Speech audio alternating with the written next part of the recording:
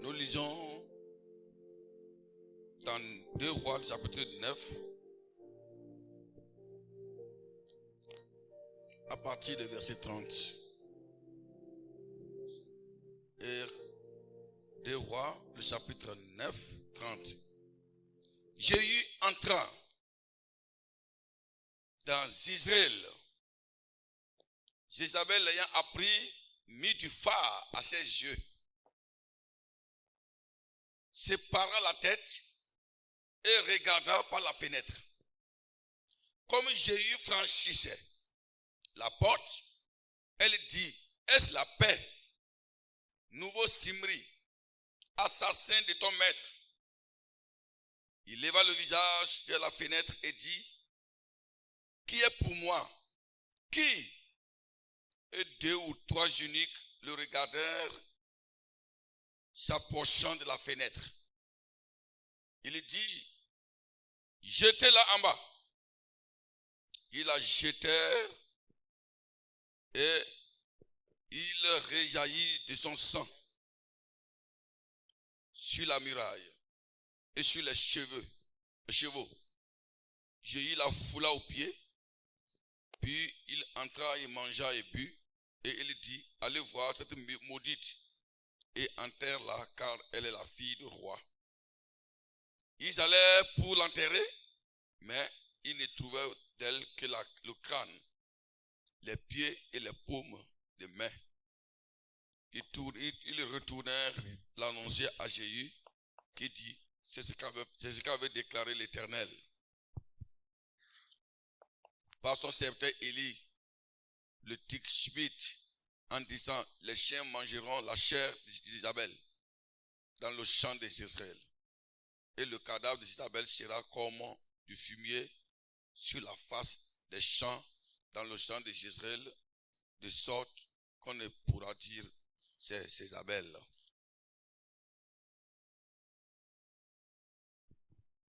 Amen. Ce soir, le thème que Dieu m'a donné pour notre soirée d'intercession est intitulé: Jézabel est tuée par le général Jéhu. Jézabel est tuée par le général Jéhu. Nous avons tous bien ce que veut dire tuer. De façon très simple, tuer quelqu'un, c'est l'art de lui ôter la vie, l'empêcher de prolonger son séjour physique sur la terre. Alléluia. Alors, tuer quelqu'un, c'est l'art de le mettre à mort. C'est l'art de le faire disparaître au milieu de commun des mortels. Alléluia. Et enfin, tuer quelqu'un, c'est l'art d'effacer son existence, pour qu'aucun être humain ne le voie plus jamais.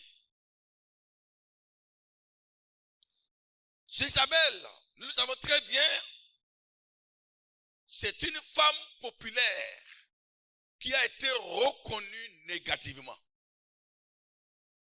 Il était la femme du roi Akab dans le royaume du Nord. Je vous avais déjà enseigné la différence entre le royaume du Nord et le royaume du Sud. Le royaume du Nord, c'est un royaume constitué de 10 tribus. Ce qui s'est passé après le règne de Salomon, il y a eu des mésententes. Et le Seigneur avait dit à Salomon: j'allais te détruire, mais à cause de la fidélité de ton père, j'avais promis à ton père que je ne le ferai pas du mal. Je me souviendrai de lui. Mais des abominations que tu as commises. Tu as pris plusieurs femmes. Tu t'es allié à plusieurs femmes. Chaque femme a introduit l'idolâtrie dans le royaume. Tu ne mérites pas la vie. Mais à cause de ce que j'avais dit à David, mon serviteur, sur toi, je te laisse vivre. Mais après toi, le royaume là sera divisé. C'est ainsi, après le règne de Salomon, le royaume a été divisé. 2 tribus ont formé le royaume du sud, Juda et Benjamin. Et les autres tribus ont formé le royaume du nord, 10 tribus. C'est dans le royaume du nord qui est constitué les 10 tribus là. C'est dans ce royaume-là, le roi Akab fut roi. Il a été roi. Et la Bible déclare que lorsque Akab devint roi, il a pris une femme sévère qui s'appelle Jézabel. Elle était originaire de Syrienne, une Syrienne, Phénicie syrienne. Elle était une païenne. Elle n'avait aucun lien normalement de mariage avec un Israélite.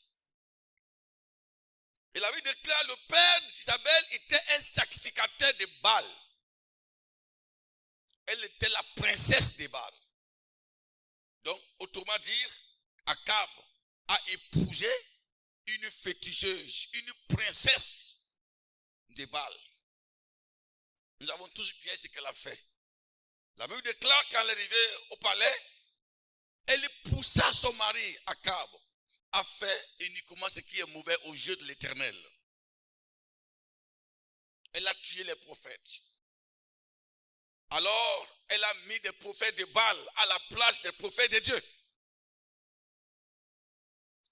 Cette femme avait tué des êtres innocents, comme Naboth.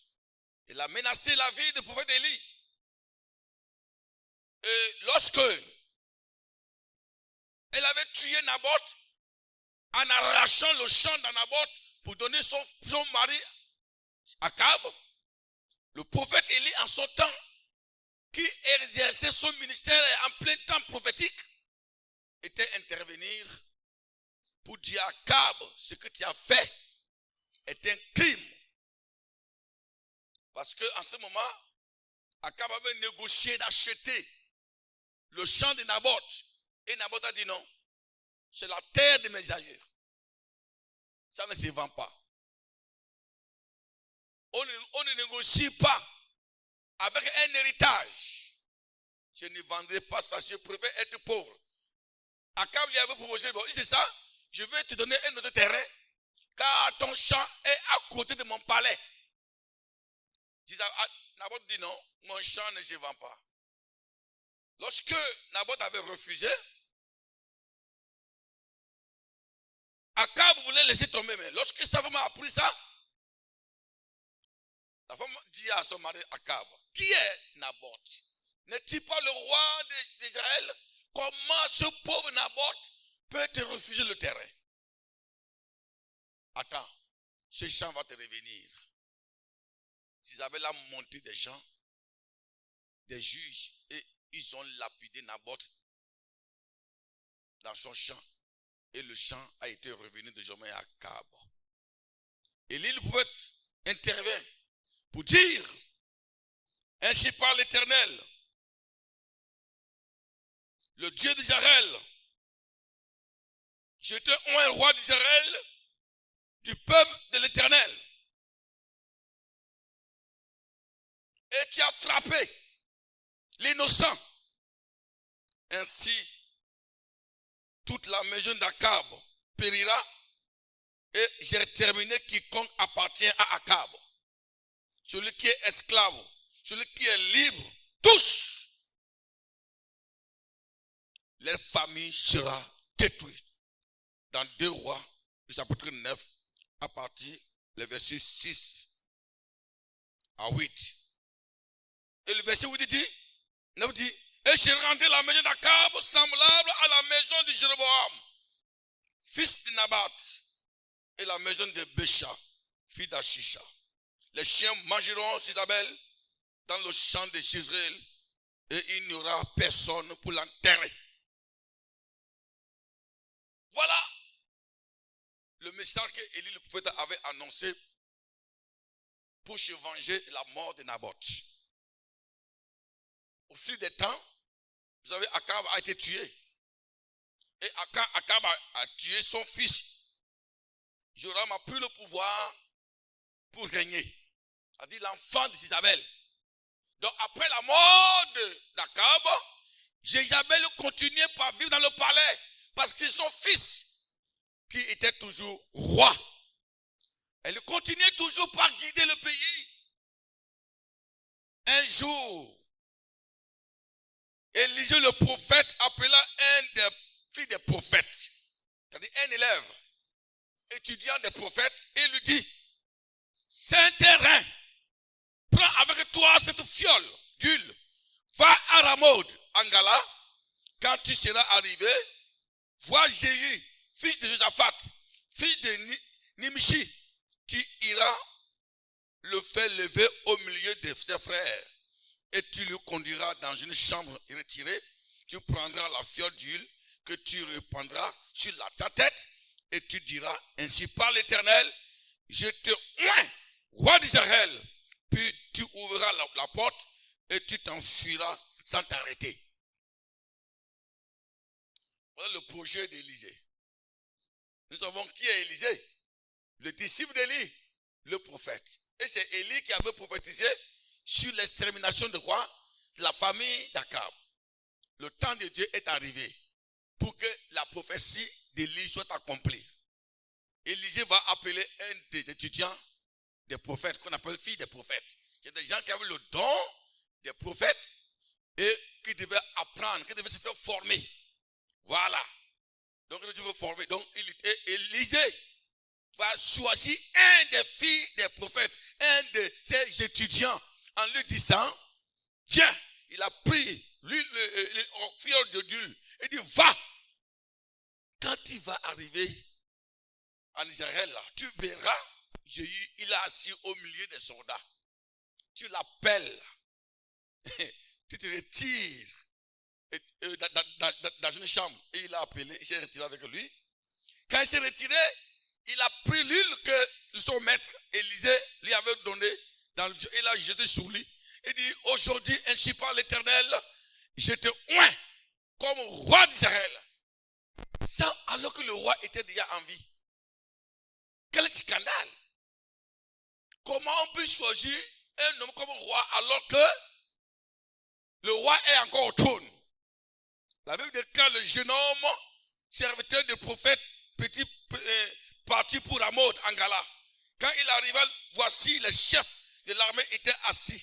Il dit, chef, j'ai un mot à te dire. Et Jéhu dit, auquel de nous? Et il répondit, à toi. Jéhu, chef.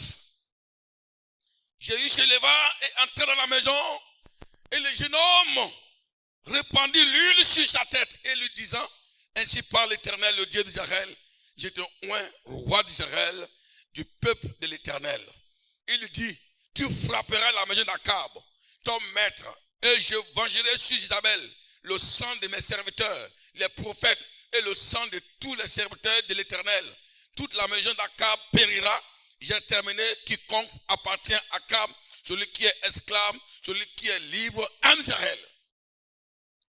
Il est venu là accomplir la maison, et quand il a fini, il s'est enfui. Parce que s'il ne fuyait pas, on peut l'arrêter et le tuer. Alléluia. Gloire à Dieu. C'est là même le problème va commencer. Lorsque Jéhu a eu l'onction, Jéhu a commencé par être agité par la puissance de Dieu. C'est Élisée qui l'a oint. Ce n'était pas le roi, un roi, c'est le prophète de l'Éternel qui l'a appelé. Il dit, le Seigneur m'a dit, va. Et ce n'est pas Élisée même qui est allé directement. Élisée a préparé un intermédiaire pour aller oindre l'autre. Quand Jéhu a été oint, Jéhu se déplace. Il va aller, alors, dans le palais.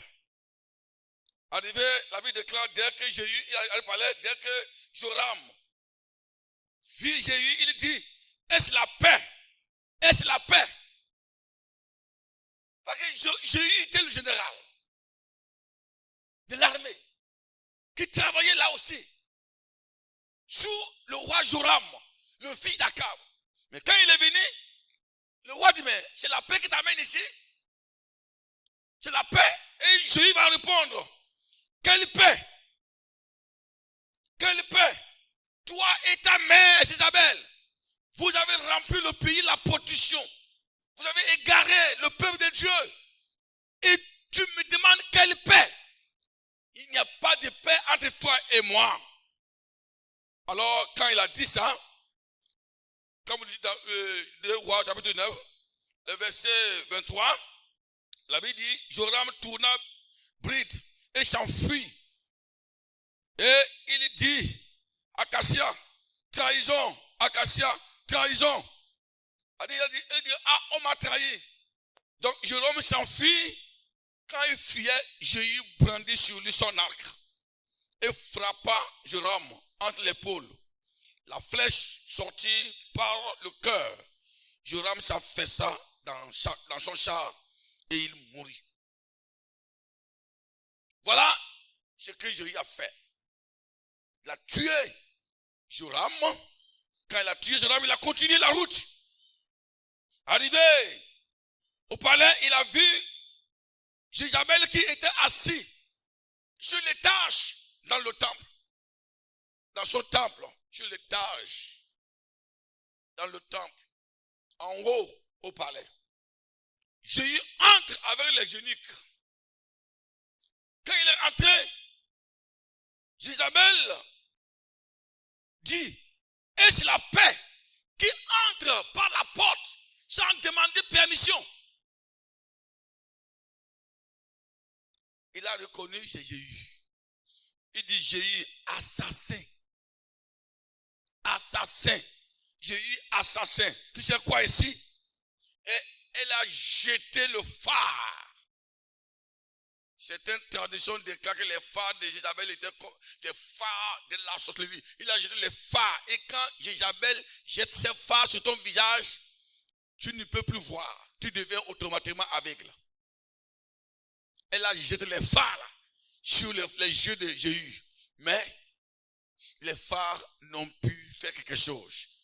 Car ce qui était sur Jéhu dépassait la puissance de Jézabel. Alléluia. C'est ainsi que Jéhu entre. Il a pris l'épée. Il a poignardé Jézabel par sa main. Il a soulevé comme ça. Jézabel brandit sur la main. L'épée comme ça. Il a demandé aux eunuques de la jeter par la fenêtre. Ils l'ont jeté par la fenêtre en haut. Du haut, elle est venue tomber par terre.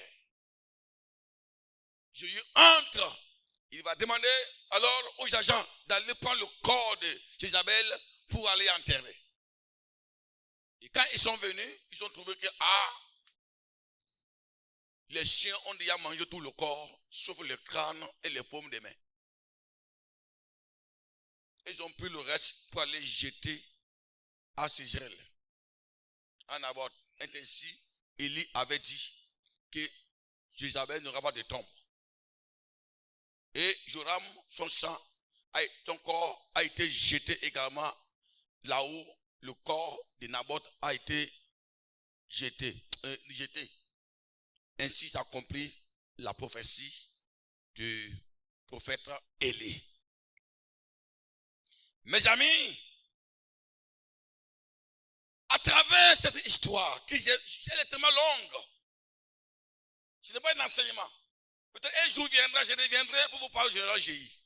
Mais à travers cet enseignement, je voudrais vous dire que Dieu a prédit de faire quelque chose à tous ceux-là qui vous menacent.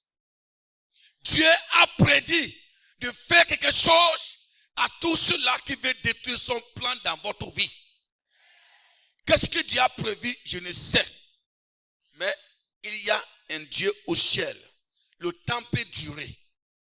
Le temps peut durer. Mais il y aura un jour, le Seigneur se lèvera et il vengera alors à ta place.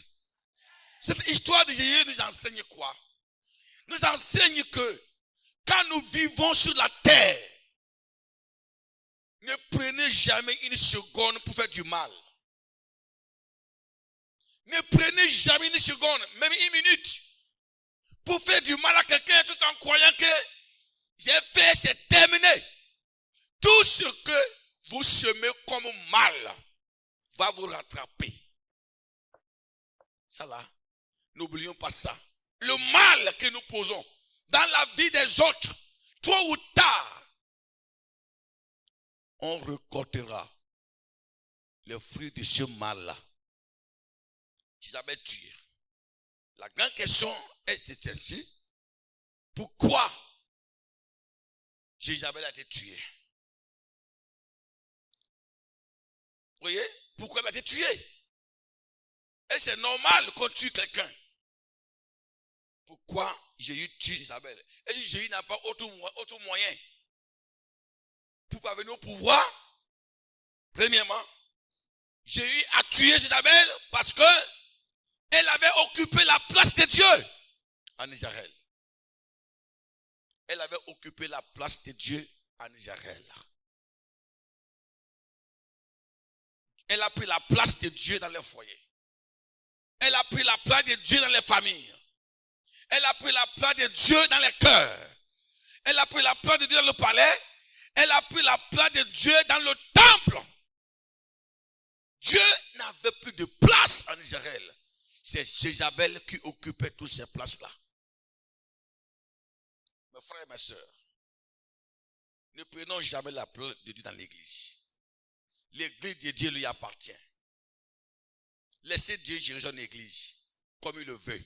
Nous ne sommes que des étudiants. Il nous a mis en place pour accomplir sa volonté, pour accomplir son plan. Nous ne sommes pas dans l'église pour accomplir notre plan, pour accomplir notre vision. Nous sommes dans l'église pour accomplir quoi?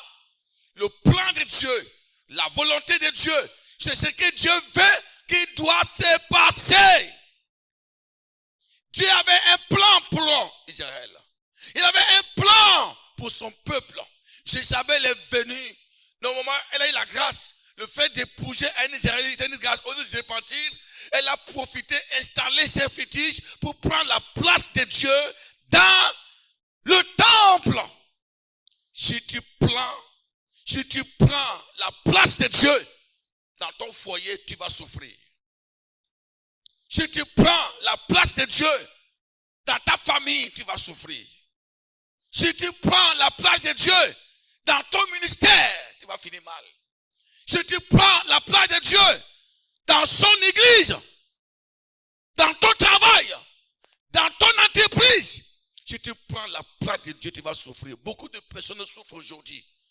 Ils sont dans les difficultés, dans la galère, dans les épreuves, dans des problèmes compliqués. Parce que Dieu n'est plus assis à sa place dans ce qu'il fait. Dieu n'est plus assis à sa place dans son entreprise. Dieu n'est plus assis à sa place dans sa famille. Dieu n'est plus assis à sa place dans son foyer. Dieu n'est plus assis à sa place. Même dans ta boutique, est-ce que Dieu est assis encore à sa place? Ou bien tu as pris la place de Dieu? Si tu prends la place de Dieu dans tout ce que tu fais, tu vas souffrir. Mais quand Dieu est là, il y a la paix. Il y a la paix. Quand Jézabel a pris la place de Dieu dans le palais, quand elle a pris la place de Dieu dans le palais royal, qu'est-ce qui s'est passé? Akab devient un criminel. Akab devient un criminel. Akab devient le roi le plus mauvais.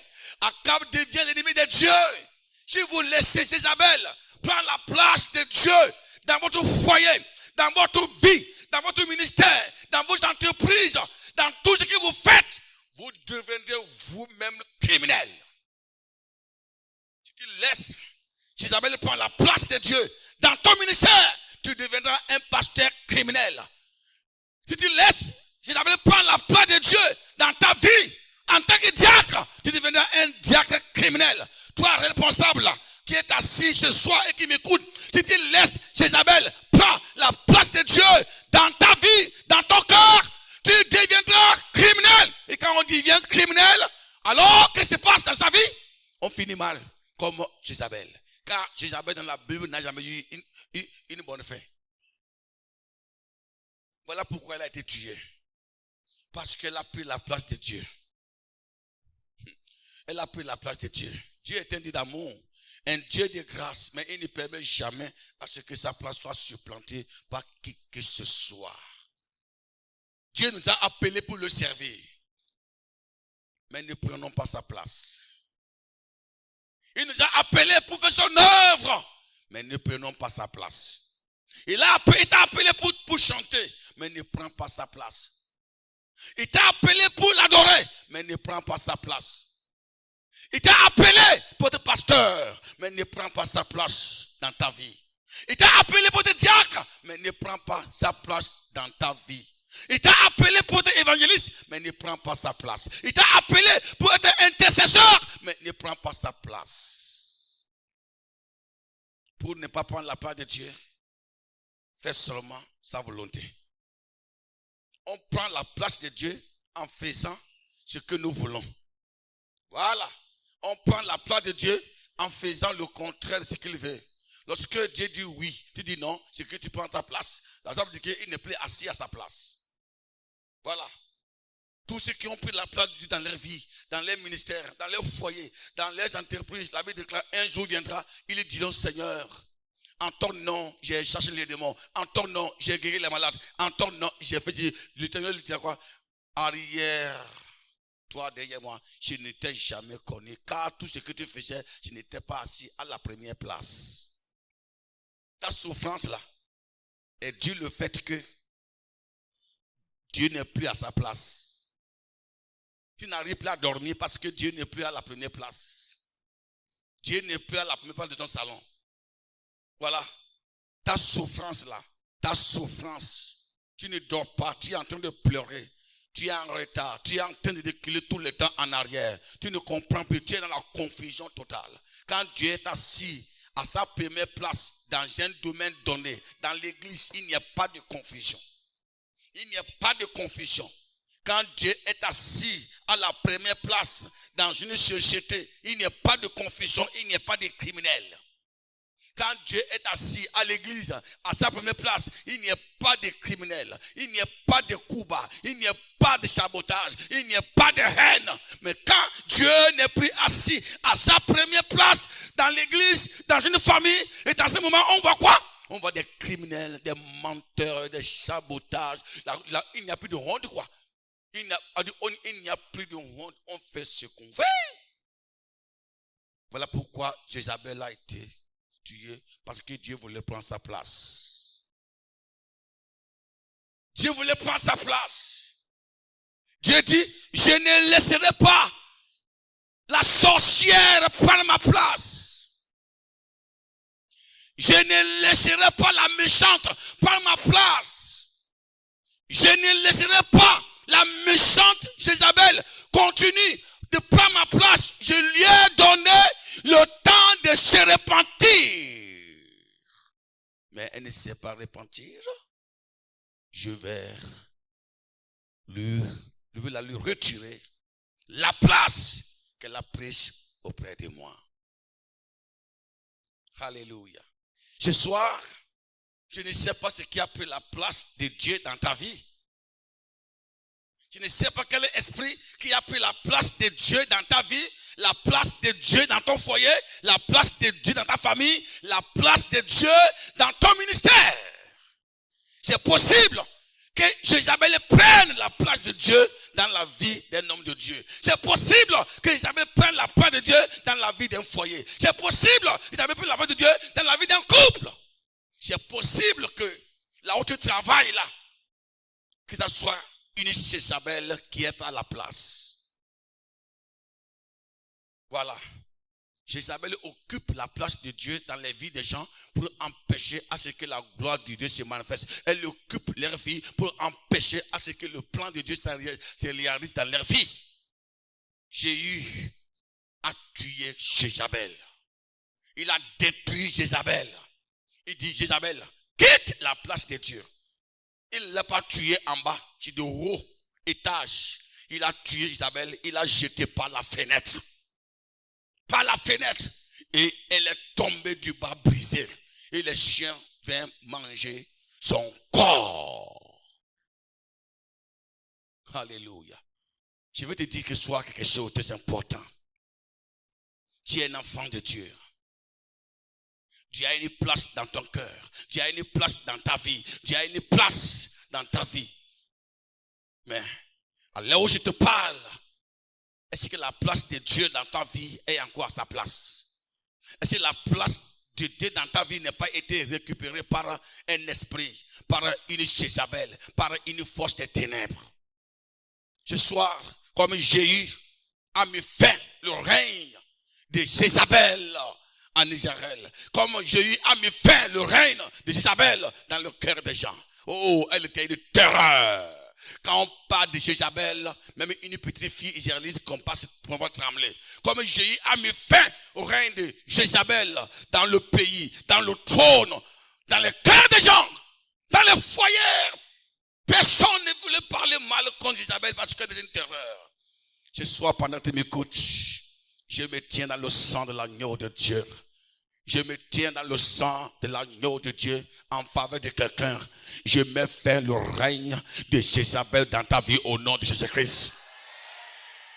Je ne sais pas ce que Jézabel a occupé dans ta vie. Elle s'est emparée de ton foyer. Elle a pris en otage de ta famille. Elle a pris en otage de ta vie. Elle a pris en otage de ta prière. Tu n'arrives plus à prier parce que Jézabel a occupé la place de Dieu dans ta vie. Tu n'arrives plus à intercéder parce que Jézabel a pris la place de Dieu dans ta vie. Tu n'arrives plus à avancer financièrement. Ton ministère n'évolue plus. Tu n'arrives plus à continuer à prier comme Dieu le veut parce que la place de Dieu qui doit te faire briller dans le monde, dans ce monde, pour sauver les vies, cette place-là a été prise en otage par un esprit de Jézabel, par une puissance.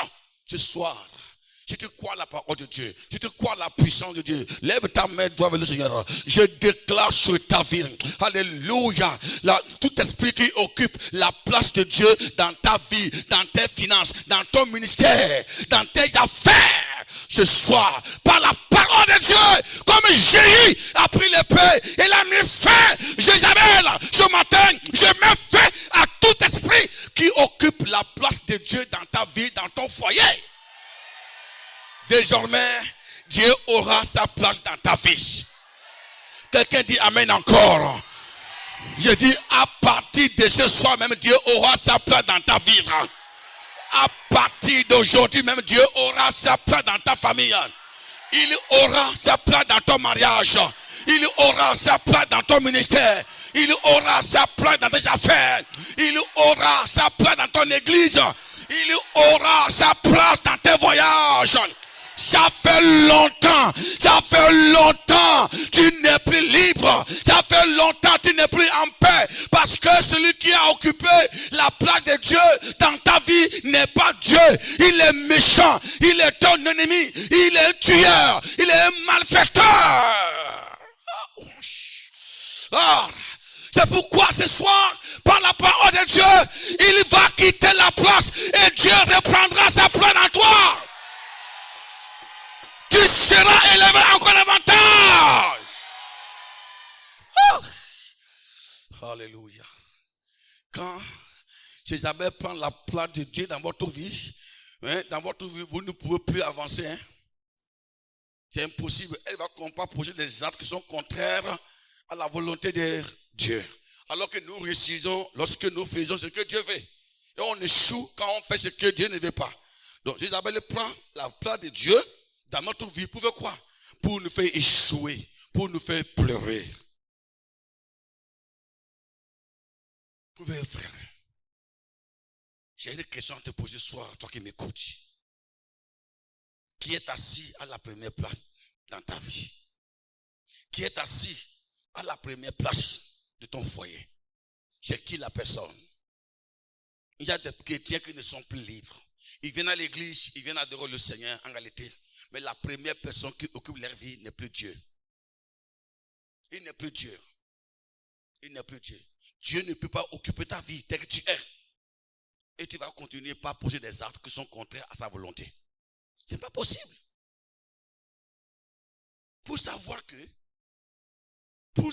de façon concrète que Dieu n'a plus sa place dans ma vie, il faut regarder ton caractère, ton comportement, les actes que tu poses. Et les actes que tu poses là sont conformes à la parole de Dieu. Ne chantez pas votre faiblesse en disant que oui, c'est la faiblesse. J'ai une faiblesse, je veux qu'on... Non. Laissez ça de côté. Quand Dieu occupe la place, quand Dieu occupe sa place dans votre vie, vous avez la soif de faire sa volonté, la soif de prier, la soif de faire ce qui est bien, la soif de faire avancer son œuvre, la soif de faire prospérer les affaires de Dieu, la soif de voir ton frère avancer, la soif de voir la vie de quelqu'un triompher comme Dieu lui-même le désire. Une sœur m'a dit un jour, j'ai envie d'abandonner la reine, mais je n'arrive pas. J'ai envie d'abandonner la reine, mais je n'arrive pas. Quand je confesse que je l'ai abandonné, il suffit seulement